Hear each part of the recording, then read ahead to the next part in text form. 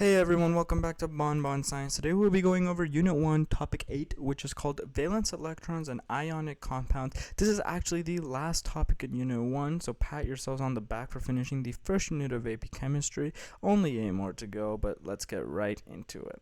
So, today we're going to talk about the interactions between atoms and how they form bonds. It's going to be like a segue into discussions about bonding, so let's just get into it.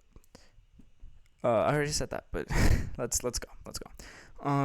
So there's two components to bonding, and it's the interactions between the nucleus and then the valence electrons in the atoms. And so let's talk about the nuclei first.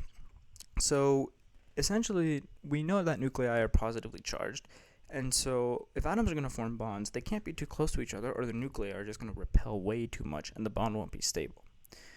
And so the AP tests this by showing you these graphs called internuclear distance graphs, and they look like what I'm drawing right now. The y-axis is PE, and that's potential energy, and the x-axis is just distance. So I'll write DIST for that. And then you'll usually see a curve that looks something like that, roughly. It's a little ugly, but something like that. Now, there's a couple of things you need to know on this graph. First of all, everything above the x-axis is positive, anything below is negative. And positive indicates repulsion, negative indicates attraction. So when we're in this positive section here, that represents the nuclei are too close. So you can see it's our smallest distance. This is when the nuclei are really close to each other. They're repelling each other way too much. The bond isn't stable.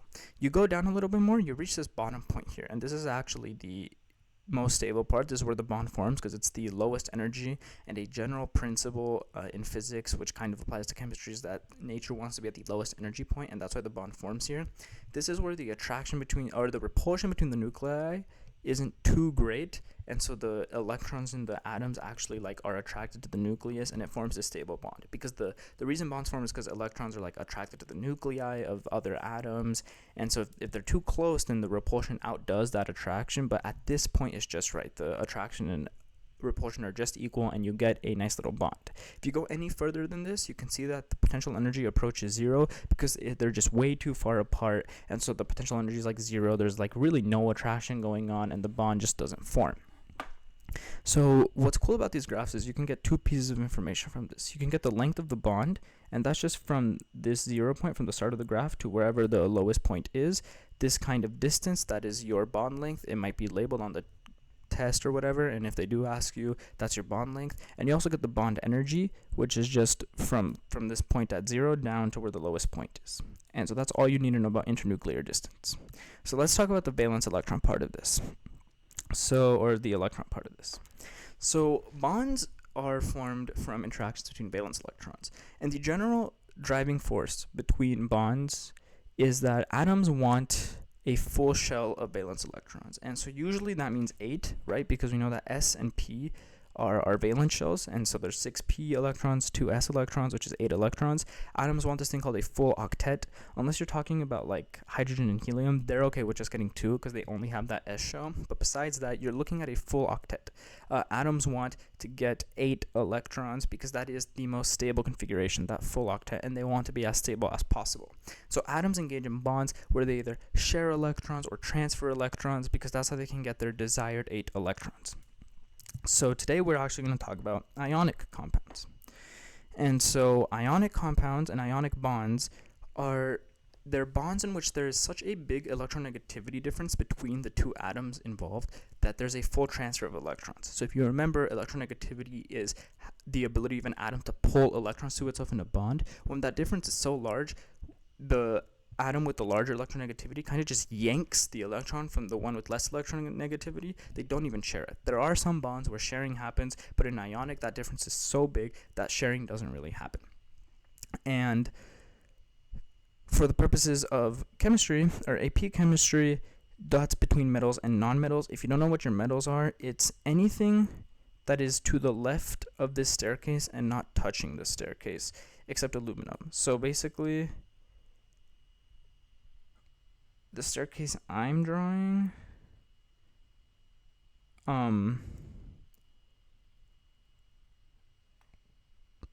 is where your metals are. So anything to the left. So aluminum, gallium, indium, tin, lead, bismuth, those elements, and then all the ones we have on the right here, on the left, sorry, except hydrogen, those are your metals. And then your non-metals are everything to the right of this staircase that's not touching it. So starting at carbon, phosphorus, selenium, indium, radon, those are your non-metals. And so it forms between those two. Now what you need to know for this unit is, first of all, elements in the same column form analogous compounds, and this is why. So let's take a look at lithium and sodium. So lithium wants a full octet, or wants a stable energy shell, and lithium is one of those elements that's okay with having 2 electrons, because you can see that it has 2 options. It can gain 7 electrons to get a full octet like neon, or it can just lose 1 to get the 2 like helium. It's obviously easier to lose 1. So lithium's trying to get rid of an electron.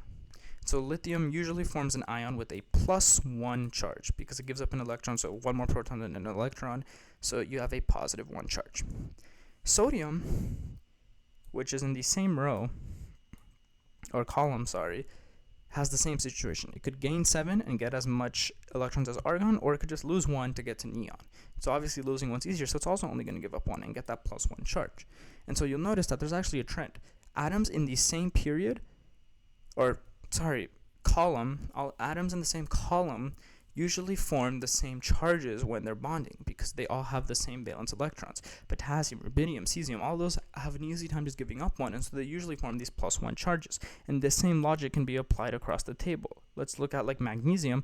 That has an easier time giving up 2 than gaining 6. So atoms in this column usually form a +2 charge because they give up 2.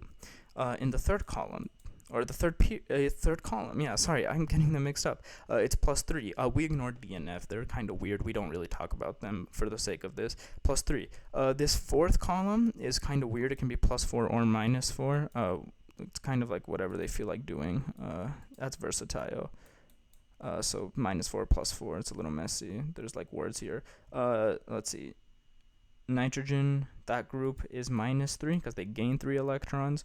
Oxygen, that group is -2 because they're gaining 2 electrons, and fluorine, their group called the halogens, is -1 because they gain 1 electron. The noble gases, because they have a full octet, they don't really bond. I think I mentioned this either in the last episode or 2 episodes ago. I think it was the periodic trends episode. They don't really take electrons because they're already a full octet, so they don't really gain a charge. If you're having trouble reading this, I'll just run it down right now.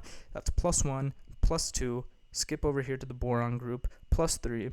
Then carbon, it's either +4 or -4, that whole group. Nitrogen, you've got -3. Oxygen, -2. Fluorine, -1. Minus means they're gaining electrons. Plus means they're losing electrons. So that's one thing you have to know. The other thing is that because of this, they're usually forming analogous compounds. And what that means is, let's take a look at lithium and sodium again. So we know that lithium gains or gives up 1 electron. So lithium's giving up 1 electron. Let's say it bonds with fluorine. Fluorine needs 1 electron, so they just bond together, right? Lithium gives up 1 electron, fluorine takes that electron, they're happy. If you go to sodium, which is in the same period, sodium is doing the exact, or column, group, they're called groups, is in the same group. Sodium gives up 1 electron and fluorine takes it. And you can see this analogous compound here. It's the exact same thing. LiF, NaF, they look the exact same. The metal has just changed. And this is the same for any group you go to, like magnesium and calcium. Magnesium and calcium, they give up 2 electrons. Oh, it's a notification, sorry. Magnesium gives up 2 electrons. Let's say it's bonding with fluorine. This doesn't mean fluorine's going to take 2 electrons, because if fluorine took 2 electrons, it would get its full octet, but then it would have 1 extra and it wouldn't be happy. So there's actually 2 fluorines.